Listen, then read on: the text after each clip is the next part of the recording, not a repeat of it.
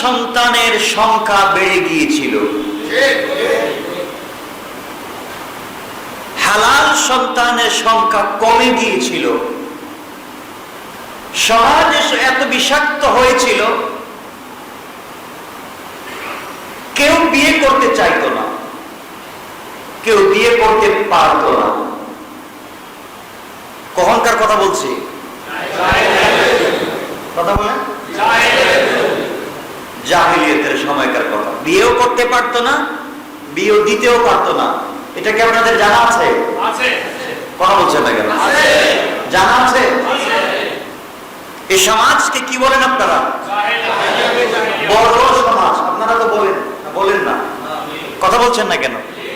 যেই সমাজে বাবা তার মেয়েকে চিনত না, যেই সমাজে ভাই তার বোনকে চিনত না, যেই সমাজে ছেলে তার মাকে চিনত না, যেই সমাজে বিয়ে শাদীর কল্পনাও করা যেত না, এই সমাজকে কি বলা হয়? জাহিলিয়াতের সমাজ।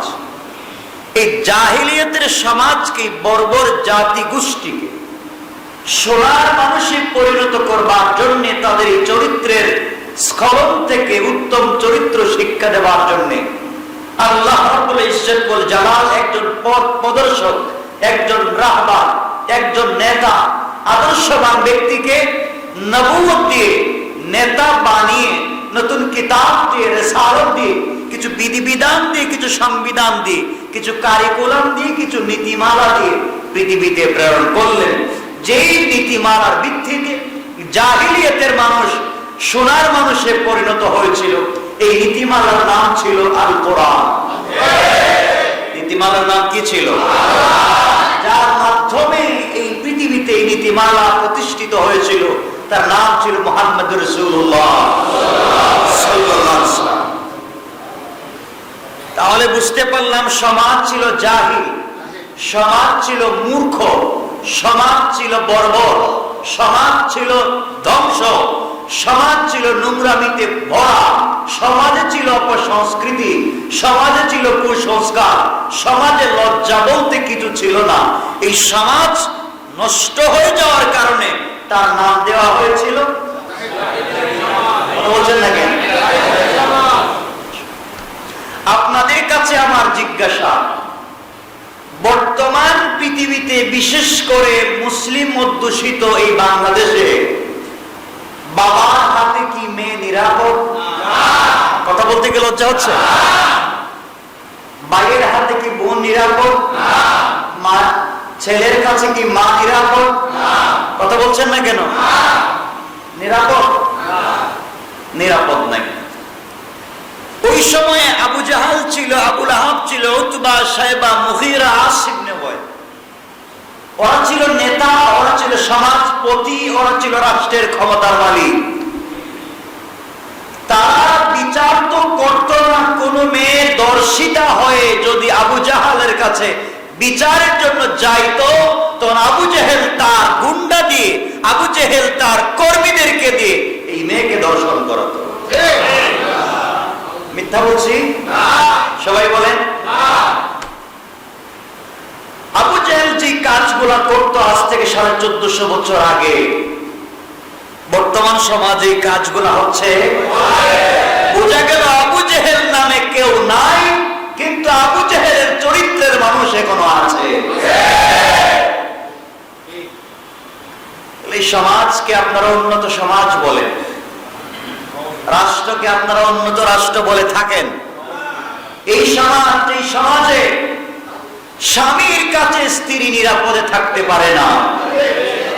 যেই সমাজে বোন, যেই সমাজে ভাই তার বোনকে নিয়ে রাস্তায় নিরাপদে বের হতে পারে না, যেই সমাজে একটা ছেলে তার মাকে নিয়ে রাস্তায় বের হতে পারে না, আমরা এমন সমাজ চাই না। এমন সমাজ ভেঙে চুরে চুরমার করে আল্লাহর কোরআনের সমাজ চাই। যেই সমাজ আমার বোনের নিরাপত্তা দিতে ব্যর্থ, যেই সমাজ আমার মায়ের নিরাপত্তা দিতে ব্যর্থ, যেই সমাজ আমার স্ত্রীর নিরাপত্তা দিতে ব্যর্থ, এটা কোনো সমাজ হতে পারে না। বিশ্বাস হয়? আজকে দর্শন মানে এটা করোনা মহামারীর চাইতেও কঠিন বাংলাদেশে মনে হচ্ছে। করোনাকে নিয়ে তো আন্দোলন হয়েছে বাংলাদেশে, দর্শন নিয়ে হচ্ছে, কথা বলেন না কেন? করোনা এখন ফেল বাংলাদেশ। আপনারা তো অনেক শুনেছেন কত দর্শন হচ্ছে বাংলাদেশে। এই যে নোয়াখালী বেগমগঞ্জে হয়ে গেল, এগুলা কি শুধু দর্শন? এগুলা কি কোনো মানুষের কাজ? এই যে সিলেটের এমসি কলেজে হল, তো হতেই আছে সারা বাংলাদেশে, না হচ্ছে না? গণদর্শন দলবদ্ধভাবে এই কাজগুলা আবু জাহেলের সমাজে ছিল না। আবু জাহেলের সমাজে কি ছিল? আবু জাহেলের সমাজে ছিল নির্লজ্জতা। স্বাধীনভাবে একজন মেয়ে আরেকজন ছেলের সাথে চলাফেরা করতে পারত, স্বাধীনভাবে চলতো, জোর জবরদস্তি ছিল না, স্বাধীনভাবে তারা চলতো, স্বাধীনভাবে অন্যায় করত, জবরদস্তিও ছিল না। বাংলাদেশে জবরদস্তি। আবু জাহেলের সমাজ চাইতে ভালো না খারাপ? এই সমাজে বসে কেমনে আপনারা শান্তির স্লোগান দেন? এক নম্বর কথা, কিছু কিছু বাঙালি মানুষ বিভিন্ন জায়গায় ওরা মানববন্ধন করে ওরা বলতেছেন যে মাঠে ময়দানে যে ওয়াজ হয়, ওয়াজের কারণে দর্শন বেড়ে যাচ্ছে। আপনাদের কাছে আমার নির্বেজাল সত্য কথা আপনারা বলবেন। আচ্ছা, দর্শনের কারণে কি ওয়াজের কারণে কি দর্শন বাড়তেছে? আরে সমাজে এখনো ওয়াজ তাফসীর চলছে, কোরআন সুন্নাহর কথা মাঠে ময়দানে হচ্ছে বিদায় বাংলাদেশে মানুষ রূপী কিছু জানোয়ার এখনো দর্শন করতে পারে না। এখনো সমাজ মোটামুটি ঠিক আছে, মাঠে ময়দানে তাফসীর আছে বিদায়। আজকে যার যা মন চায় তাই করে যাচ্ছে। দর্শন কেন হচ্ছে? অনেকে মনে করতে পারেন পোশাক দর্শনের জন্য দায়ী নয়।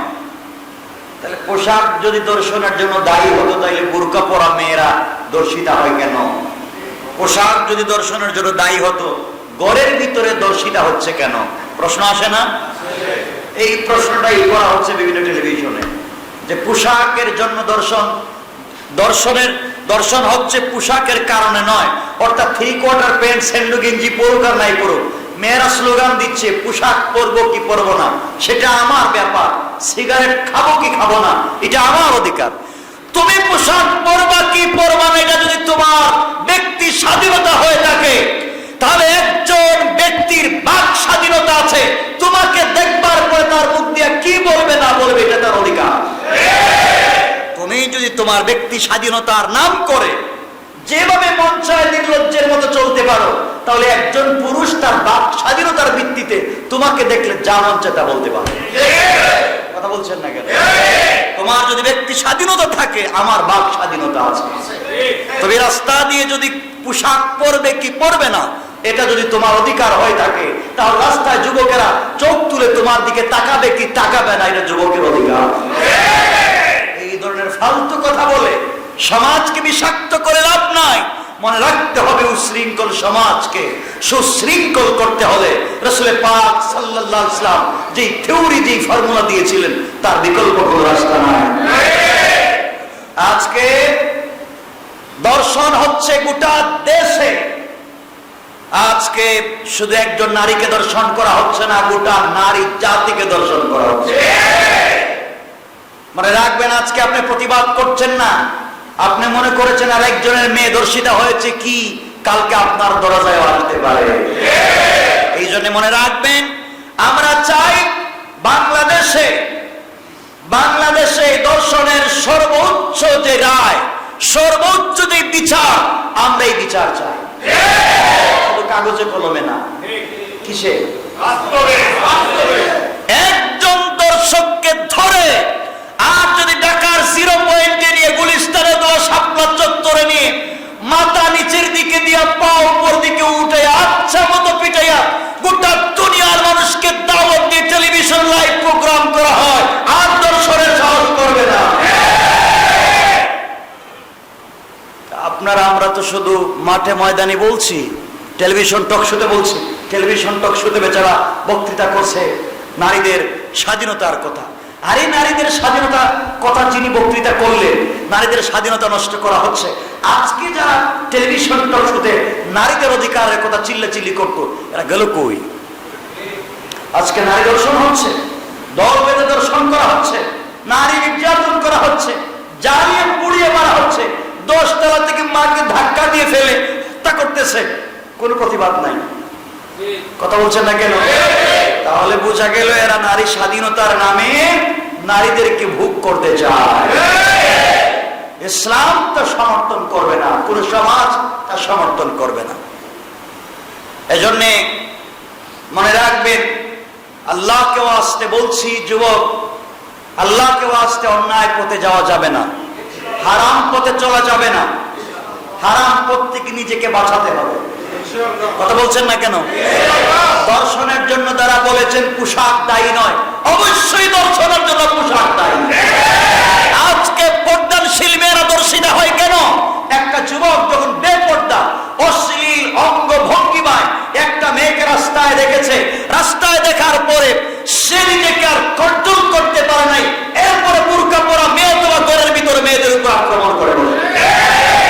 রাস্তাঘাটে যদি মেয়েরা উল্টো পাল্টা চলা বন্ধ করে দেয়, সকল নারীরা স্বাধীনভাবে স্বচ্ছভাবে আমানতদারের সাথে চলতে পারবে।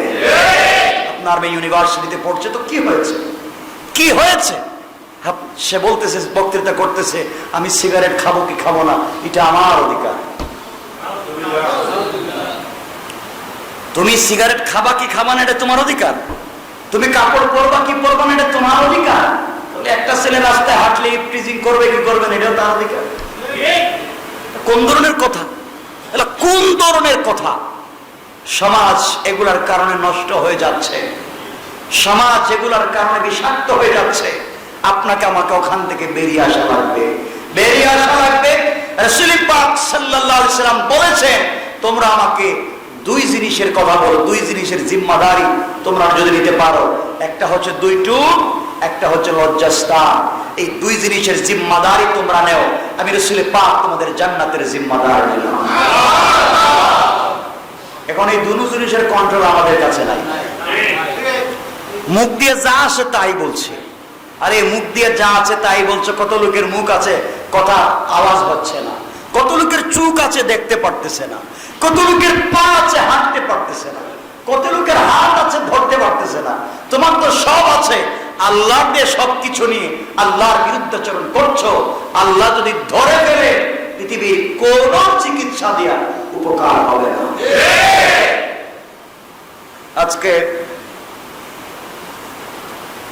গোটা দেশ যে পরিস্থিতির শিকার হয়েছে, সমাজে সব আছে, টাকা আছে, টাকা আছে, পয়সা আছে, গাড়ি আছে, বাড়ি আছে, সব আছে, যে জিনিসের অভাব সেটা হচ্ছে ইসলাম নাই। সেটা কি? ইসলাম নাই। সমাজে ইসলাম নাই। ইসলাম মানে কি?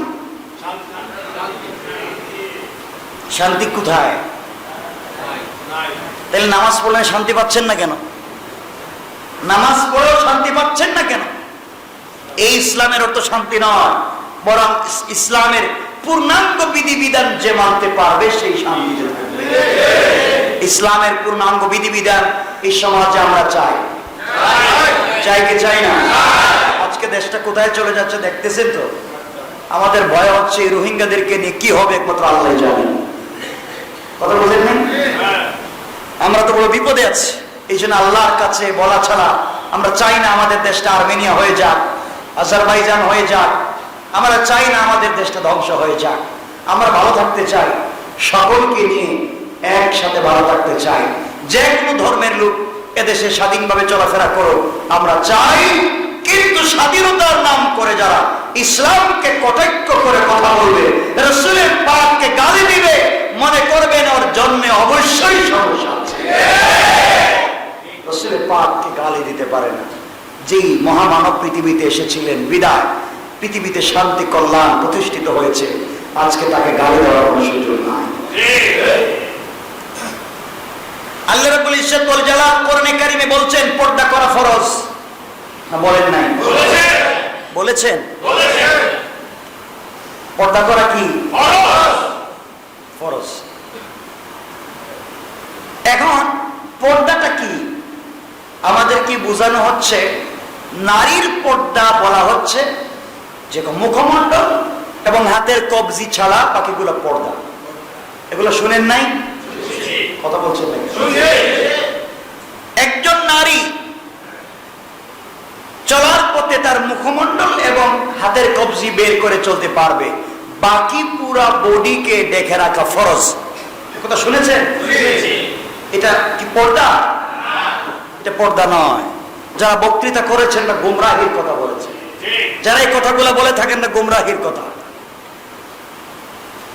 মুখমণ্ডল এবং কবজি বের করা যায় শুধুমাত্র যাদের সঙ্গে বিবাহ হারাম, যাদের সামনে যাওয়া যায়, যাদের কাছে বসা যায়, যেমন আমার বাবা, আমার ভাই, তাদের সামনে চেহারা এবং মুখমণ্ডল খুলে যাওয়া যায়। যাদের সামনে যাওয়া যায় না, যাদের সাথে বিবাহ যায়, তাদের কাছে মাথার চুল থেকে পায়ের পাতা পর্যন্ত ঢেকে রাখা নামাজ রোজার মতো ফরজ।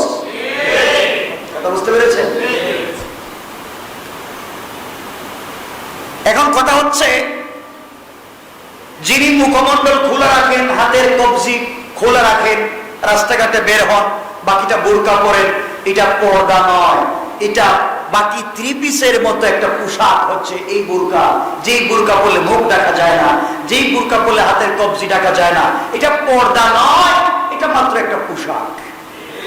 এটা বুঝতে পেরেছেন? আপনি মাথায় একটা স্কার্ফ লাগিয়ে বলেন আমি হিজাব পরেছি, মুখটা খোলা। আপনি একটা হিজাব দিয়েছেন গলা পর্যন্ত, আপনার এটা বুক পর্যন্ত আসলো না, এটা কিসের পর্দা? এটা তো ভণ্ডামি। বলছেন না কেন? পর্দার নাম করে আপনারা ভণ্ডামি করছেন। পর্দা হচ্ছে তার নাম যেটা মাথায় ডেকে দিলে পা পর্যন্ত চলে যায়, বডিটাকে ঢিলা ঢালা বোঝা যায় না, তার নাম পর্দা। যে পোশাক দিয়ে, যে কাপড় দিয়ে শরীর দেখে রাখলে কিচ্ছু বোঝা যায় না, তার নাম পর্দা। তার নাম কি? বোরকা দিয়ে হোক, ওড়না দিয়ে হোক, হিজাব দিয়ে হোক, আর যাই দিয়ে হোক, তার নাম পর্দা। বোরকাই পর্দা, এটা মিথ্যা কথা। আজকালকের অধিকাংশ বোরকা এটা ফ্যাশন। ফ্যাশন না? কিসের বোরকা? বোরকা হয়েছে তো কি হয়েছে? আপনাকে পর্দা করার কথা বলা হয়েছে, বোরকা পড়তে বলা হয় নাই। কথা কি বুঝাতে পারতেছি আপনাদেরকে? আপনার মেয়েকে পর্দা করান, আপনার স্ত্রীকে, আপনার মাকে, আপনার বোনকে পর্দায় রাখেন, তাহলে আপনার নামাজ রোজা কাজে আসবে না। এটা ভালো করে মনে রাখবেন, কাজে আসবে না। আল্লাহ কোরআনে বলছেন পর্দা ফরজ। পর্দা কি না বলেন নাই? এখন যদি না মানেন, আপনি যদি না মানেন, পরিবারে যদি মানাতে না পারেন, আল্লাহ কি বলছেন? আল্লাহ বলছেন ইন্নাল্লাযীনা কাযযাবু বিআয়াতিনা, নিশ্চয় যারা আমার আয়াত সমূহকে অস্বীকার করলো, মিথ্যা বললো। আমি বললাম পর্দা করো, সে বলল পর্দা মানে মুখমণ্ডল হাত খোলা রাখলে চলবে। আমি বললাম গোটা বডি দেখে রাখো, তুমি তোমার মতো করে ব্যাখ্যা দিয়ে কোরআনকে বিকৃত করলে, মিথ্যা বললে। আল্লাহ বলছেন ইন্নাল্লাযীনা কাযযাবু বিআয়াতিনা, যারা আমার কথাকে মিথ্যা বলল, যারা আমার আয়াতগুলোকে মিথ্যা বলেছে, আর কি করেছে? ওয়াস্তাকবারু আনহা, এবং অহংকার প্রদর্শন করেছে, ভাব নিয়ে চলাফেরা করেছে। আমার টাকা আছে, বিশাল ভাব, আমি সুন্দর, বিশাল অহংকার। আমার গাড়ি আছে, বাড়ি আছে, বিশাল অহংকার। আমার বাবা নেতা, এমপি, মন্ত্রী, বিশাল অহংকার। যে অহংকার করলো, অহংকার করে আমার বিধিবিধানকে স্বীকার করলো, মানতে পারলো না, আমি আল্লাহ বললাম দুনিয়ায় তার সাহায্যকারী নাই, কিয়ামতের দিন জাহান্নাম যাওয়া উপায় নাই। আমি বলছি, আল্লাহ বলছেন। এরপর আল্লাহ বলছেন কি? লা তুফাত্তাহু লাহুম আবওয়াবুস সামা, যে অহংকার করলো, কি করলো? অহংকার মানে কি? টাকার বড়াই করলো, অনেক টাকা আমার, তোমার কি আছে? আমার গাড়ি আছে, বাড়ি আছে, ফ্ল্যাট আছে, মিল ফ্যাক্টরি আছে, কল কারখানা আছে, ইন্ডাস্ট্রি আছে। অহংকারের শেষ নাই। সুন্দরের অহংকার করলো, সুস্বাস্থ্যের অহংকার করলো, আল্লাহ বলছেন অহংকার করেছ, মনে রাখো তোমার জন্য আমি আল্লাহ লা তুফাত্তাহু লাহুম আবওয়াবুস সামা, তোমার জন্য আকাশের দরজা বন্ধ। আমি বলছি কোরআন তো পড়তে পারেন না, কোরআন তো থিসিস করেন না, কোরআন তো গবেষণা করেন না। কোরআন বলছে লা তুফাত্তাহু লাহুম আবওয়াবুস সামা, তোমার জন্য আকাশের দরজা বন্ধ। এখন অহংকার করে কোথায় যাবা? তোমার জন্য আকাশের দরজা বন্ধ, তুমি মিথ্যা বলেছো, কোথায় যাবা? আমার কাছে আসা লাগবে, রহমত পাবা না, মাগফিরাত পাবা না, তওবা কবুল হবে না, তোমার পক্ষে দোয়া করাইলে কবুল হবে না। গোটা দুনিয়ার বড় বড় উলামায়ে কেরামকে দাওয়াত দিয়ে তোমার বাড়িতে বুখারী খতম করে দোয়া করা, আমি আল্লাহ বললাম লা তুফাত্তাহু লাহুম আবওয়াবুস সামা, দরজা বন্ধ। এগুলা বুঝতে পেরেছেন? আমার কোথায় আছেন, কোথায় আছেন, কি মনে করেছে? কে আপনার গুনাহ মাফ করাবে? কোন বাবা, কোন পীর সাহেব? আল্লাহ বলছেন আমি দরজা বন্ধ করে দিলাম, লা তুফাত্তাহু লাহুম আবওয়াবুস সামা, তার জন্য আকাশের দরজা বন্ধ, রহমতের দরজা বন্ধ। এখন কোথায় যাবে? এটা বলে যদি শেষ করতেন, মনে করলাম আকাশের দরজা বন্ধ করে রেখেছেন, হয়তো কিয়ামতের দিন রাসূল পাকের সুপারিশে শাফাআতে জান্নাতে চলে যেতে পারে। আল্লাহ ওই কথার উত্তর দিচ্ছেন। এরপরের শব্দ বলছেন ওয়ালা ইয়াদখুলুনাল জান্নাহ, এবং কখনো তুমি জান্নাতে প্রবেশ করতে পারবে না। কি বুঝছেন না? কেন কোরআন পড়ছেন না? আল্লাহ বলছেন তোমার জন্য আকাশের দরজা শুধু বন্ধই নয়, ওয়ালা ইয়াদখুলুনাল জান্নাতা, তোমার জন্য জান্নাত বন্ধ ততক্ষণ পর্যন্ত হাত্তা ইয়ালিজাল জামালু ফি সাম্মিল খিয়াত। আল্লাহ রাব্বুল ইজ্জত ওয়াল জালাল বলছেন ততক্ষণ পর্যন্ত তোমার জন্য জান্নাতের দরজা বন্ধ, যতক্ষণ পর্যন্ত সূচের ছিদ্র দিয়ে উট প্রবেশ না করে। সূচের ছিদ্র দিয়ে কি উট ঢুকানো যাবে? উট প্রবেশ করানো যাবে? আল্লাহ বলছেন সূচের, সূচ তো চিনেন, সুই তো চিনেন, সুইয়ের ছিদ্র অনেক মোটা, অনেক চিকন, সবাই সুইয়ের ছিদ্র দিয়ে সুতা ঢুকাইতে পারে না। আল্লাহ বলছেন এই সুইয়ের ছিদ্র দিয়া উট প্রবেশ করানো যদি যায় তাহলে তোমার দোয়া কবুল। আর যদি সুইয়ের ছিদ্র দিয়ে কোনদিন কোন কৌশলে উট প্রবেশ করানো না যায়, তুমিও মনে করো তোমার জন্য দোয়াও বন্ধ, আকাশও বন্ধ, জান্নাতও বন্ধ। কি বুঝলেন? এখন কেউ কি আছেন এখানে কোন প্রকৌশলী ইঞ্জিনিয়ার যে আপনি সুইয়ের ছিদ্র দিয়া একটা উট ঢুকায় দেখাইতে পারবেন? পৃথিবীতে কেউ আছে? কথা বলছেন না, কেন আছে? তাহলে কি অর্থ দাঁড়ালো? সুইয়ের ছিদ্র দিয়ে যদি কেউ উট ঢুকাইতে না পারে কি অর্থ দাঁড়ালো? জান্নাতে যাওয়া কখনো যাওয়া যাবে? আকাশের দরজা কখনো খুলবে? তওবা কখনো কবুল হবে? পরিষ্কার? এরপরে নিজের মন চায় জিন্দেগি চালা। আমার কাজ হচ্ছে পৌঁছে দেওয়া। আমার কথা আপনাদের কাছে খারাপ লাগতে পারে, এটা আমার কথা নয়, জবানটাও আমার নয়, শব্দটাও আমার নয়, কোরআনটাও আমার নয়, সবই আল্লাহ। শুধুমাত্র আমি উপস্থাপনা করছি, শুধুমাত্র আমি উপস্থাপনা করছি। আল্লাহ আপনাদেরকে বুঝাবে না, রাসূলের পাক আপনাদেরকে বুঝাবেন না। তাদের পক্ষ থেকে শুধুমাত্র তাদের কথাগুলো পৌঁছে দিচ্ছে আমি, দোষ আমার নয়। যা বলেছেন আল্লাহ, বোঝার দায়িত্ব আপনার। এরপরে যদি না বুঝেন কেমনে বুঝাবো বলেন? এরপর আল্লাহ তো এ কথা বলে তো থেমে যেতে পারতেন। দোয়া কবুল করবো না, দরজা বন্ধ করে দিয়েছি, তওবা কবুল করবো না, সুইয়ের ছিদ্র দিয়ে উট ঢুকাতে পারবে না, তোমাদের জন্য সব বন্ধ, এগুলো বলেন। মনে হয় রাগ করলে মানুষ এগুলো বলতে পারে, বলতে পারে না? বাবা আপনি বলে আর তুই আমার ঘরে আসিস না, তোর তেজ্য পুত্র বিকেলে টেলিফোন করে বলে বাবা সারাদিন হয়ে গেল আসিস না কেন, একটু আয়, বলে না? হয়তো আল্লাহ রাগ করেছেন, এ কথা বলেছেন, একটু পরে ভুলে যাবেন। কিন্তু আল্লাহ রাব্বুল ইজ্জত ওয়াল জালাল এরপরের শব্দ কি বলছেন? আল্লাহ বলছেন ওয়া কাযালিকা নাজজিল মুজরিমিন। আল্লাহ বলছেন এইভাবেই আমি মুজরিম জালেমদেরকে শাস্তি দিয়ে থাকি। আর আমার কথা কখনো রদ বদল হয় না। শেষ মোহর মেরে দিলেন, মোহর মেরে দিলেন। আমি এভাবেই মুজরিম গুনাহগারদেরকে শাস্তি দিয়ে থাকি, আমার কথা কোনো পরিবর্তন হয় না। এখন কি পৃথিবীর কোন ব্যক্তি আছে আল্লাহ তার পরিবর্তন করতে পারবে? নাকি বাংলাদেশের আইন সকালে একটা বিকালে আরেকটা? সুযোগ নাই, সুযোগ নাই। আপনার ছেলে দর্শন করছে, আপনার ছেলের দর্শন করে দাড়ি কেটে মাথার চুল ফেলে দিয়া লম্বা সুব্বা লাগাইয়া মসজিদের প্রথম কাতারিতে নামাজ পড়ে সে একজন দর্শক। তুমি যত বড় আল্লাহওয়ালা হও, তুমি যত বড় বুজুর্গ হও, তুমি দর্শক। তুমি দর্শক, আর যাই হও তুমি দর্শক। কথাগুলো কি বুঝতেছেন আমার? আচ্ছা, এতক্ষণে কি বুঝাতে পারলাম বলেন তো? এতক্ষণে কি বুঝছেন? যারা আল্লাহর কথা মানে না, যারা আল্লাহর বিধিবিধানকে পাশ কাটিয়ে চলে, অথবা আল্লাহর বিধিবিধানকে নিজের মতো করে ব্যাখ্যা দিয়ে ফেলে, আল্লাহ রাব্বুল ইজ্জতুল জালাল বলছেন, অথবা অহংকার প্রদর্শন করে। আল্লাহ বলছেন প্রথমে লা তুফাত্তাহু লাহু আবওয়াবুস সামা, তার জন্য আকাশের রহমতের দরজা সবাই কথা বলা লাগবে, বন্ধ।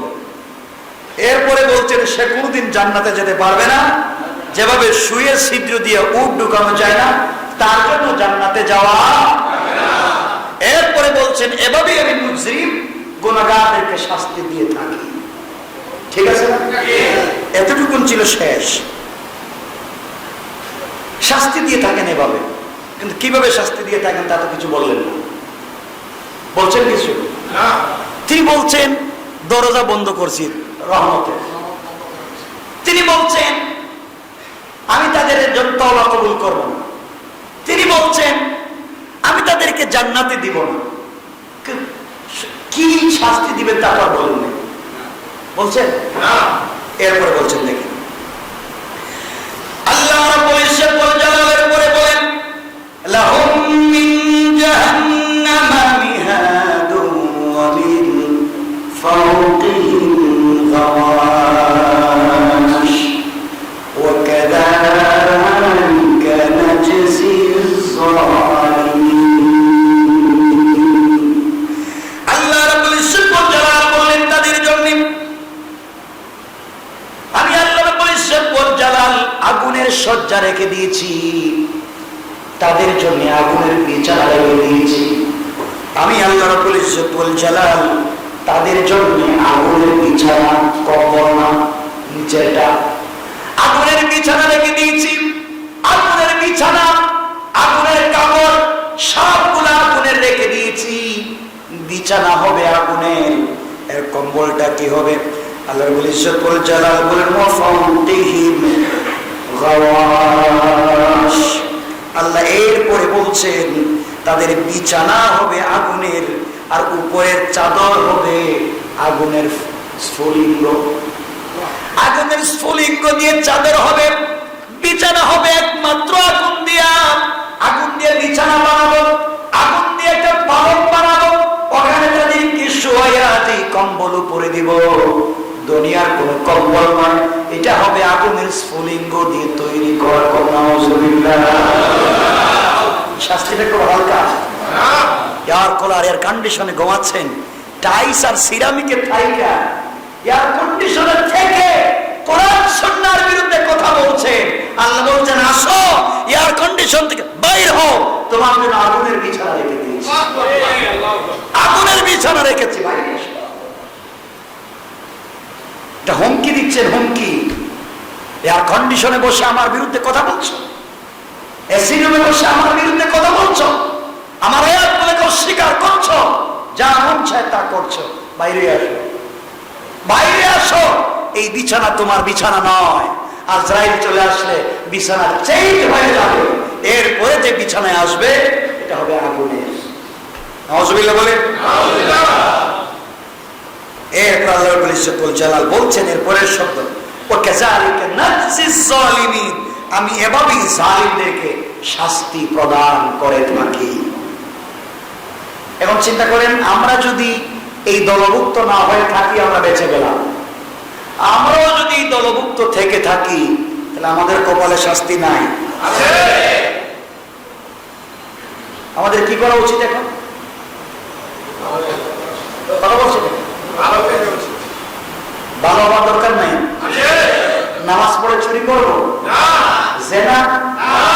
মিথ্যা কথা, গীবত শেখায় সব বাদ। কথা বলছেন না কেন? দর্শন না, দর্শন কি? দর্শন অর্থ মানে কি? দর্শন মানে জুড়ে জোর জবরদস্তি করে কারো সঙ্গে মেলামেশা করা, তার নাম দর্শন। আর যদি জোর জবরদস্তি না থাকে, তিনিও রাজি আমিও রাজি, এটা কি? কথা বলছেন না কেন? এটার নাম কি? ভুলে গেছেন, এটার নাম জিনা। এটার নাম, এটার শাস্তি ইসলামে নাই। দর্শনেরও শাস্তি আছে, জিনার বিচারেরও শাস্তি আছে।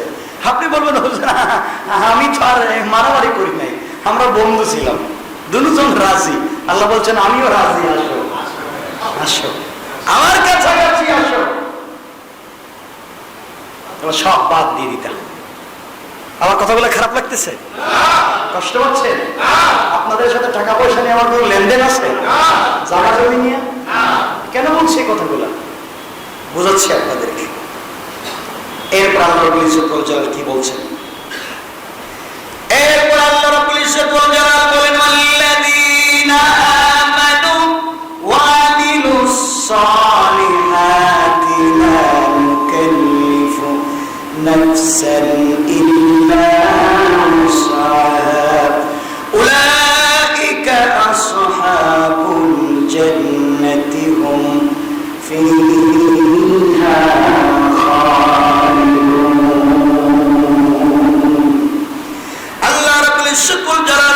কিন্তু যারা বিশ্বাস স্থাপন করেছে, অন্যায় থেকে নিজেকে বাঁচিয়ে রেখেছে, সৎ কাজ করেছে, আমি আল্লাহ তাদের উপরে তাদের সামর্থ্যের চাইতে বেশি কোনো কিছু চাপাইয়া দেই নাই। আমি আল্লাহ সামর্থ্যের বাহিরে কিছু দেই নাই।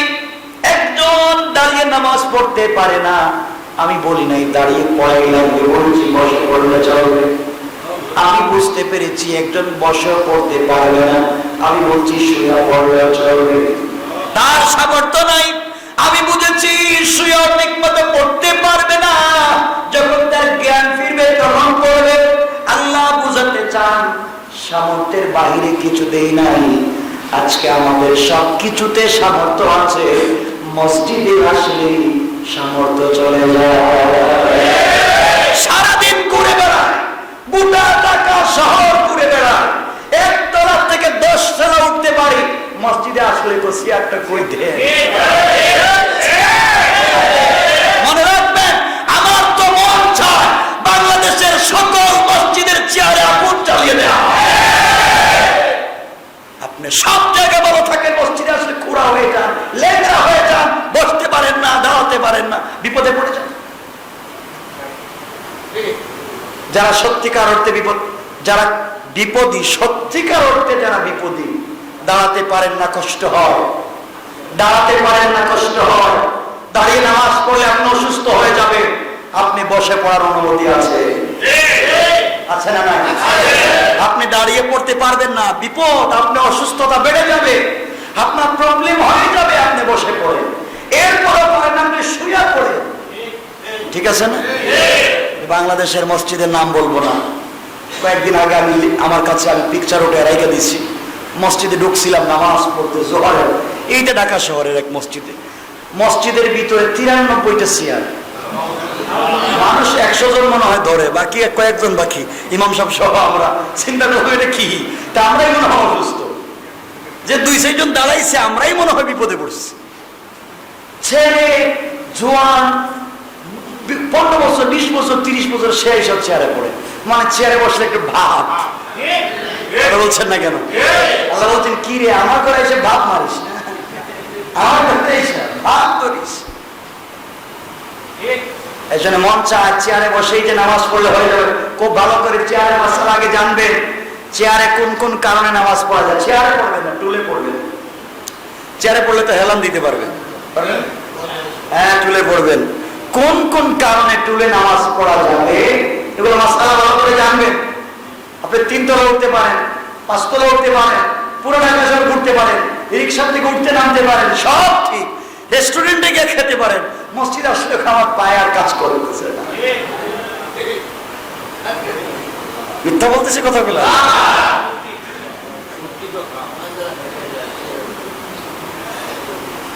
প্রয়োজন আপনি বসে পড়ে, আপনি একবারে বসে যান।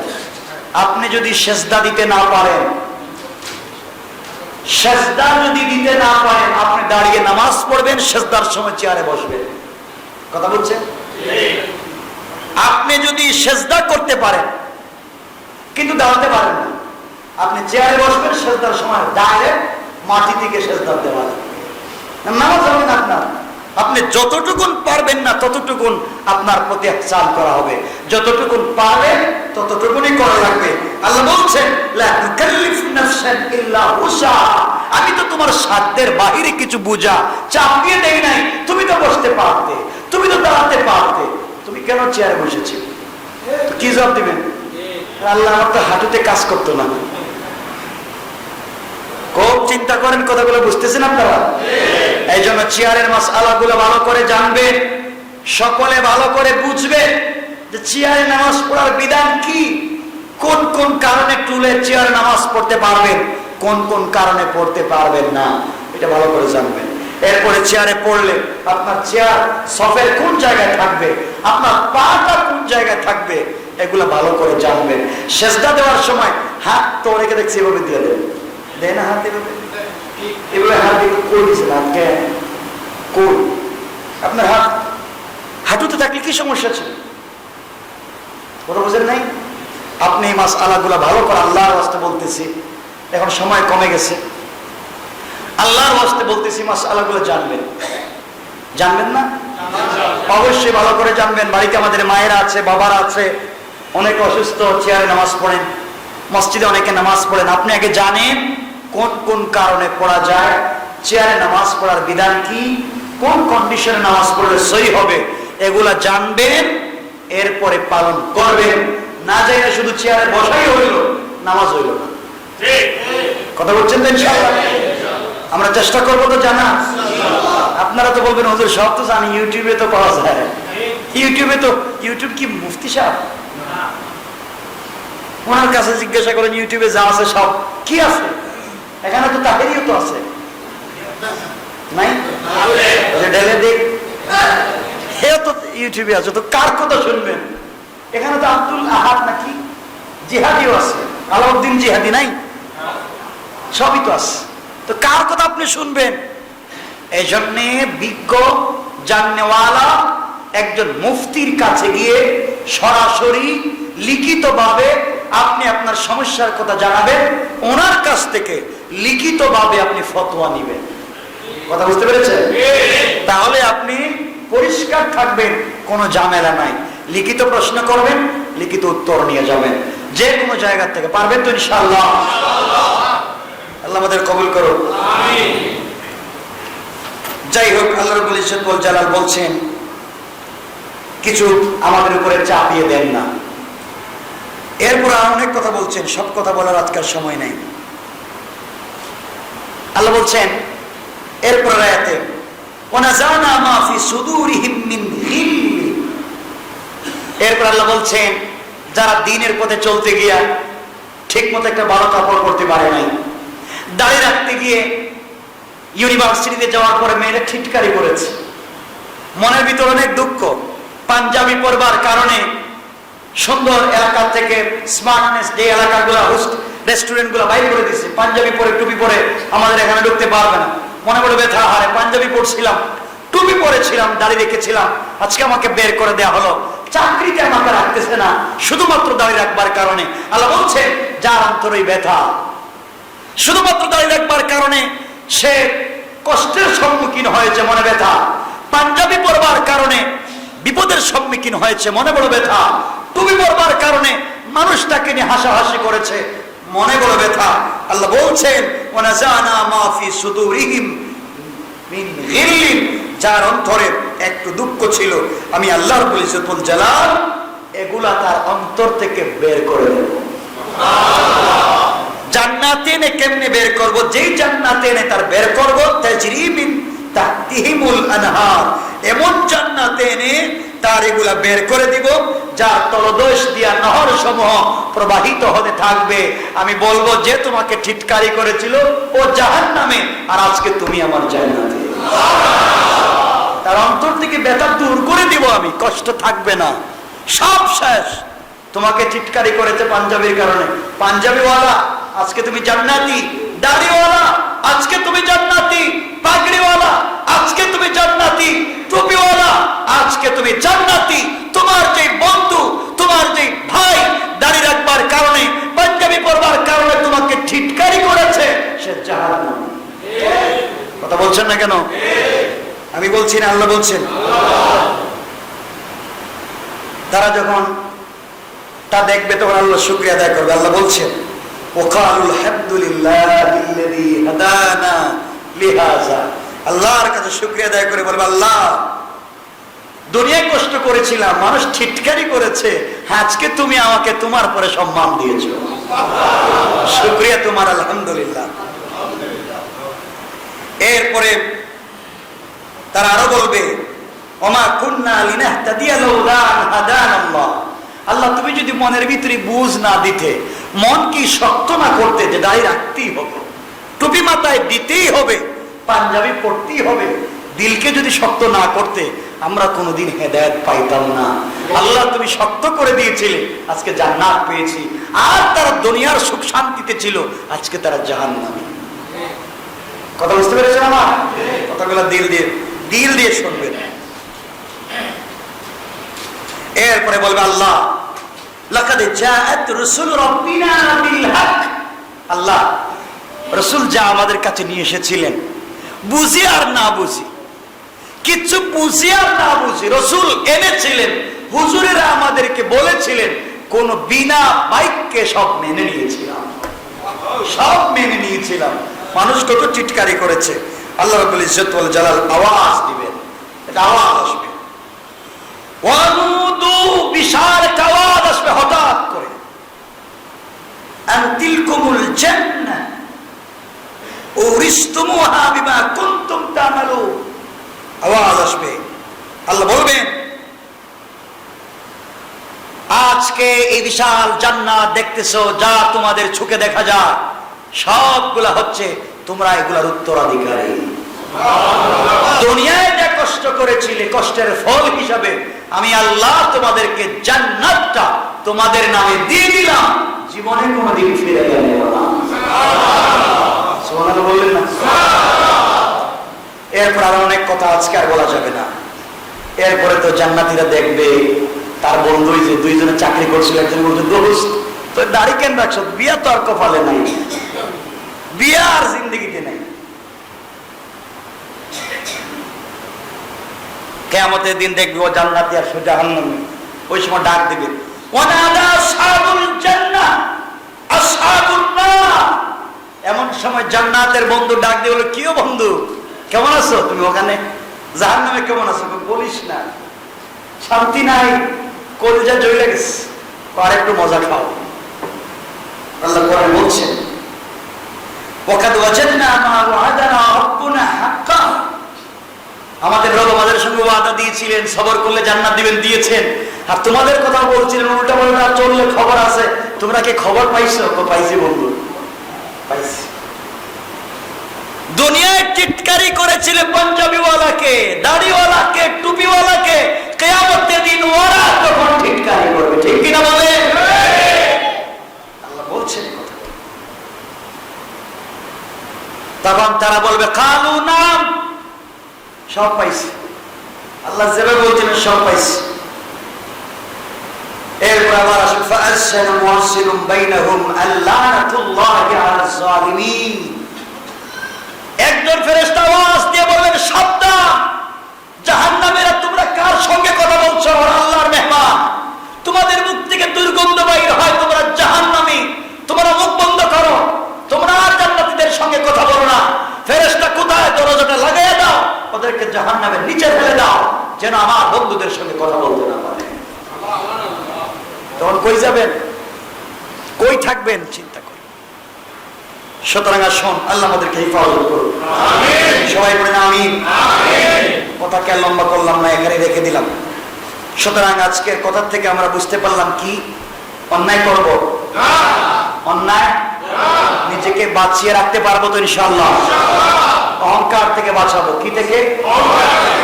এক নম্বর নাম্বার কোন জিনিস থেকে বাঁচাবো? আরেকটা কি? অন্যায় থেকে।